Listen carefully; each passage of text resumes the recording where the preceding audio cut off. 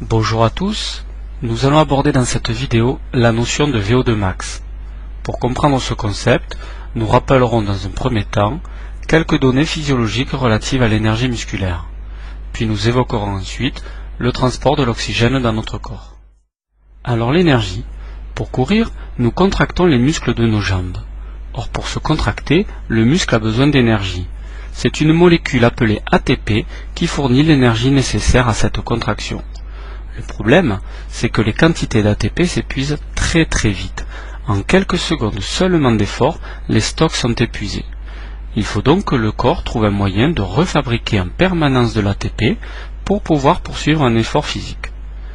Une des solutions est d'utiliser le glucose provenant entre autres de notre alimentation et de le convertir en ATP grâce à l'apport des molécules de dioxygène.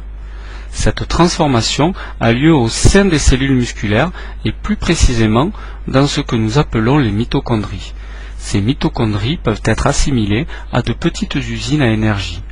Il est donc indispensable de perpétuellement les alimenter en dioxygène. Maintenant, intéressons-nous au transport des molécules de dioxygène jusqu'aux mitochondries.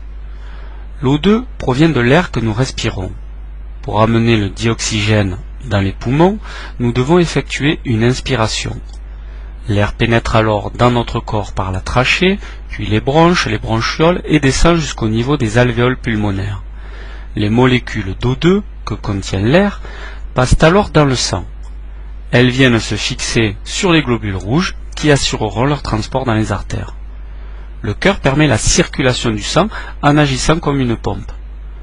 Au passage des capillaires sanguins, les molécules de dioxygène entrent dans le muscle et sont ensuite orientées vers les mitochondries.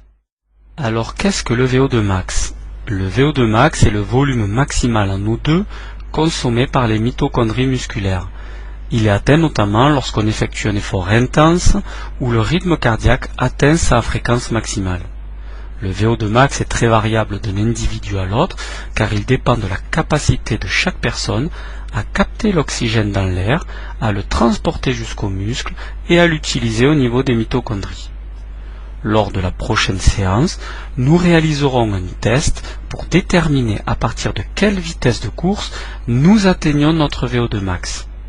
La vitesse d'atteinte du VO2 max s'appelle la VMA, c'est-à-dire la vitesse maximale aérobie.